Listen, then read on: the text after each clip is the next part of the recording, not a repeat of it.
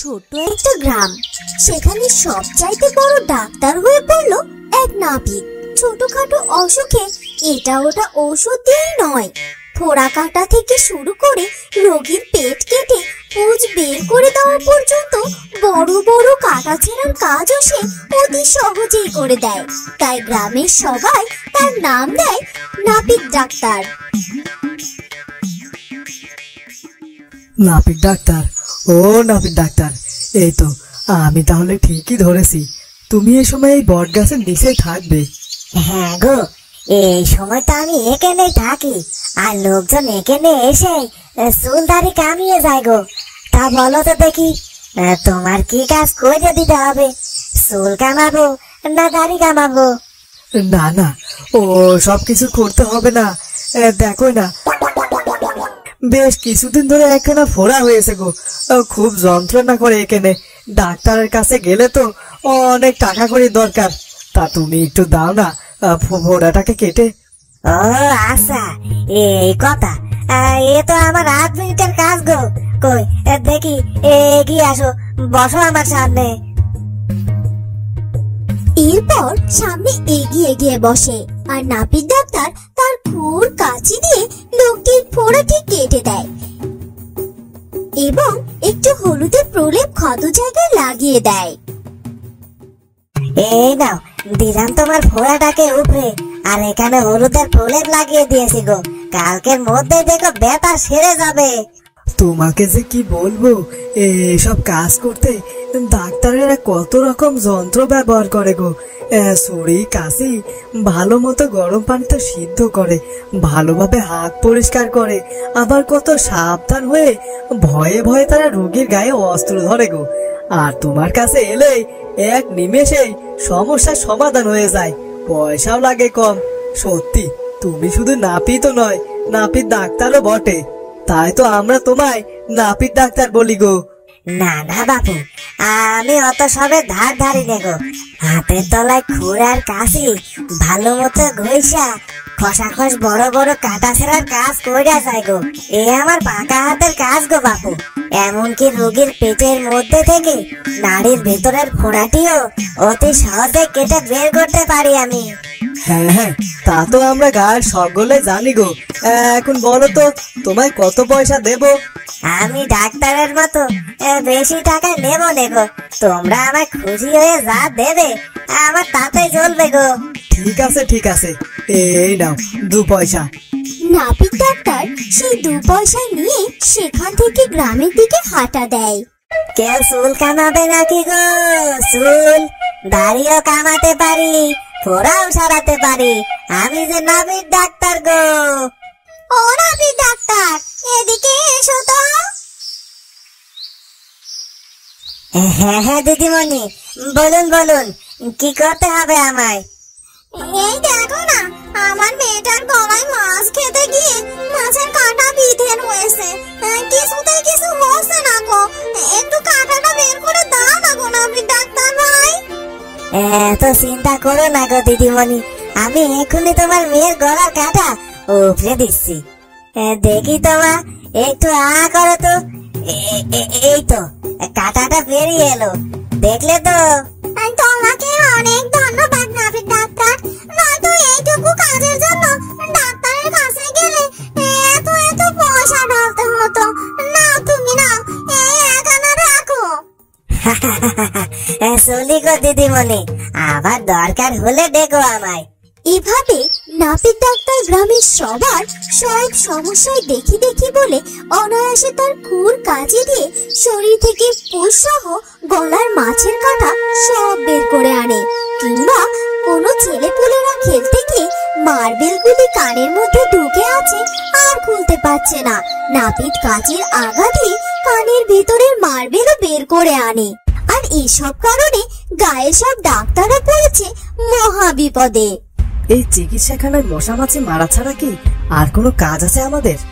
ঠিকই বলেছেন আপনি ডাক্তারবাবু, এমন হলে তো আমরা দিন দিন কাজের অভাবে না খেয়ে মরবো।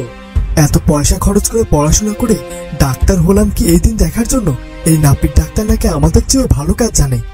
শুধু কি তাই, পিঠে ফোড়া হলে তাদেরকে সে নাকি বলে এ নাকি তার বাঁ হাতের কাজ, আমরা বড় বড় ডাক্তাররা সেটা কাটতে হিমশিম খেয়ে যায়।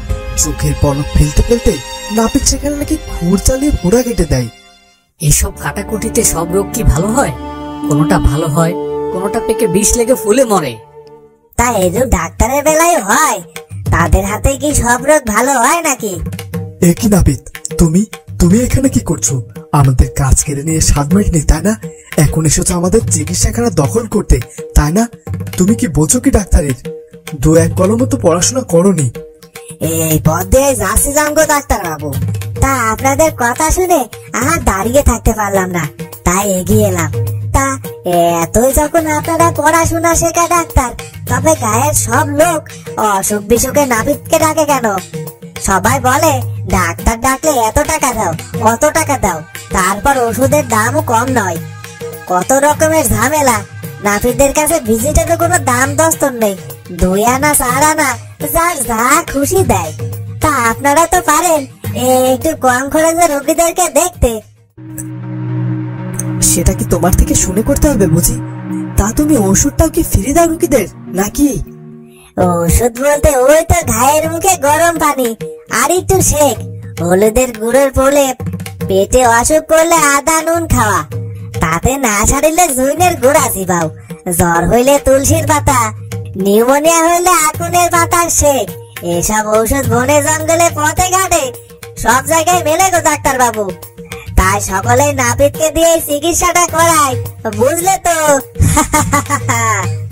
এই কথা বলে নাপিত ডাক্তার হাসতে হাসতে সেখান থেকে চলে যায়। গায়ের আর সব পাশ করা ডাক্তারেরা রোগীর অভাবে ভাতে মরে, নাপিতের মেয়ে ছেলে দুধে ভাতে খেয়ে বাঁচে। এরপর একদিন সব ডাক্তার একত্রিত হয়ে ভাবতে বসলো কি করে তাদের রোগী ফিরিয়ে আনা যায়। দেখো ভাই, আগে আমার বাড়িতে রোজ সকালে শত শত রোগী এসে গড়াগড়ি দিত, টাকা পয়সা তো দিতই, সেই সঙ্গে রোগ সারলে গাছের কলা, ক্ষেতের মূলা সব দিত। এই যে আমের মৌসুম, আমার ছেলে মেয়েরা একটা আমও মুখে দিয়ে দেখলো না, আর নাপিতের বাড়িতে গিয়ে দেখো। আরে ভাই বাদ দাও তোমার আম খাওয়া, রোগীপত্র আসে না, টাকা পয়সার অভাবে এবার ভাবছি ঔষধ মাপার পালা পাথর আর বুক দেখার টেলিস্কোপটাও বেচে ফেলবো। তুমি এখনো বেচো নাই? এই দুর্দিনের বাজারে চালের যা দাম, ডাক্তারি যন্ত্রপাতি তো কবেই বেচে খেয়েছি, এবার মাথার উপরে টিনের চালা কয়খানা আছে, তাও বেচবার লোক খুঁজছি। এসব দুঃখের কথা বলে আর কি হবে? দেখছো না আমাদের সকলের অবস্থা একই রকম, এখন কি করা যায় তাই সবাই ভাবো। দেখো ভাই, বিপদে পড়লে বুড়ো লোকের পরামর্শ নিতে হয়। গায়ের মধ্যে যে বুড়ো ডাক্তার আছেন, বয়স হয়েছে বলে তিনি এখন আর রোগী দেখেন না, তিনি আমাদের সকলের ওস্তাদ। চলো চলো যাই, তার কাছে গিয়ে একটা বুদ্ধি চাই, কি করে আমাদের পূর্বের অবস্থা বজায় রাখতে পারি।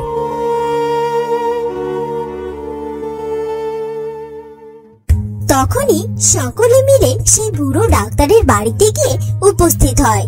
বুড়ো ডাক্তার আগাগোড়া সমস্ত ঘটনা শুনে বলল, তোমরা সেই নাপিতকে আমার কাছে নিয়ে এসো।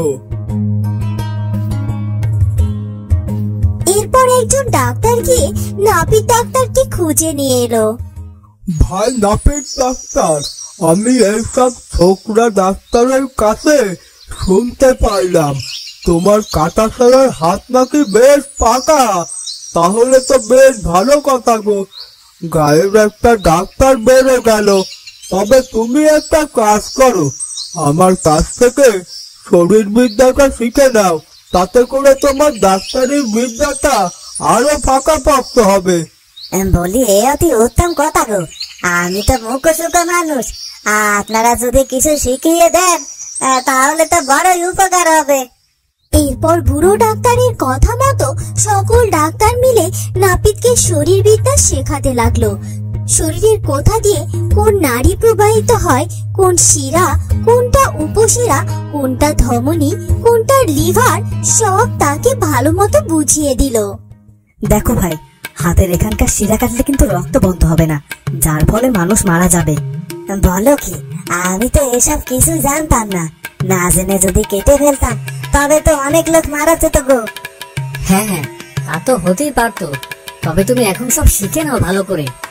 আর একটা কথা তোমার সব সময় মনে রাখতে হবে, রোগীর যে কোনো কাটাছাড়া করতে বা অপারেশন করতে অবশ্যই নিজের হাত ও যন্ত্রপাতি পরিষ্কার করে নেবে, যেন কোনো জীবাণু না থাকে তাতে, নয়তো রোগীর শরীরে অন্য কোনো রোগ সৃষ্টি হতে পারে সেই জীবাণু থেকে।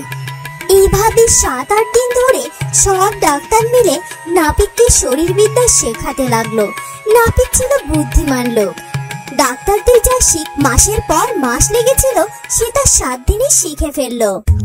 নাপিত ডাক্তার, তোমার কি শরীরবিদ্যা শেখা হলো? শুধু কি শরীরবিদ্যা, সব ডাক্তারেরা আমারে নানা রকম অসুখের জীবাণুর কথা বলেছে। ডাক্তারি যন্ত্রপাতি ভালোভাবে পরিষ্কার না করলে রোগীর কি কি রোগ হতে পারে তা বুঝিয়ে দিয়েছে। তার মানে তো তুমি এখন পাক্কা ডাক্তার গো। তুমি এখন বড় সড়ো অপারেশনও অনায়াসে করতে পারবা। না তো কেউ একজন কোন রোগীর খোঁজ করে নিয়ে এসে তো দেখি। এরপর বুড়ো ডাক্তারের পরামর্শে সকল ডাক্তার একটি রোগীকে এনে নাপিতের সামনে দাঁড় করালো। সে রোগীটির সামান্য ফোড়া হয়েছিল। এই রোগীটির হাতে একটা ফোড়া হয়েছে, পরিষ্কার পরিচ্ছন্ন ভাবে এটাকে অপারেশন করে বের করো তো দেখি। এরপর নাপিত কতবার করে হাত ধোয়, কত ঔষধ লাগে, তার খুর নরুন কাচে পরিষ্কার করে, কিন্তু তার মনের খুঁতখুঁতি যায় না। তার মনে হয় হয়তো তার হাত ভালোভাবে পরিষ্কার হয়নি, হয়তো অস্ত্রে কোনো রোগের জীবাণু লেগে আছে। আবার নতুন করে অস্ত্র পরীক্ষা করে নাপিত সেই লোকটির ফোড়া কাটতে আরম্ভ করে, কিন্তু তার হাত যে আজ কেঁপে ওঠে। ডাক্তারেরা কত করে বলেছিলেন যে হাতের এইখানে এই শিরা, ওইখানে উপশিরা, ওইখান দিয়ে খুর চালাইলে রোগী মারা যাবে। নাপিত খুর এইভাবে ধরে ওভাবে ধরে, কিন্তু ফোড়াটি কাটতে কিছুতেই সাহস পায় না। এতদিন অজানাতে রোগীর গায়ের যেখানে সেখানে খুর চালিয়েছে, কিন্তু সমস্ত জেনে শুনে সে আজ রোগীর গায়ে খুর চালাতে সাহস পায় না। ভয়ে তার হাত থেকে অস্ত্রটি পড়ে যায় মাটিতে। আমি এতদিন না জেনে অনেক ভুল করেছি গো, আমাকে মাফ করবেন আপনারা। আমি এখন বুঝেছি যে অল্প বিদ্যা ভয়ঙ্কর। আমি এখন থেকে খুর কাছে দিয়ে চুলদারি কামাবো। এরপর থেকে নাপিত শুধু গায়ের লোকের চুলদারি কামাতো এবং লোকেরাও ডাক্তারের কাছে গিয়ে রোগ সারাতো। তো বন্ধুরা, কেমন লাগলো আমাদের আজকের গল্পটি? যদি ভালো লাগে তাহলে অবশ্যই আমাদের চ্যানেলটিকে সাবস্ক্রাইব করে দিও। দেখা হবে নতুন কোনো গল্প নিয়ে। ধন্যবাদ।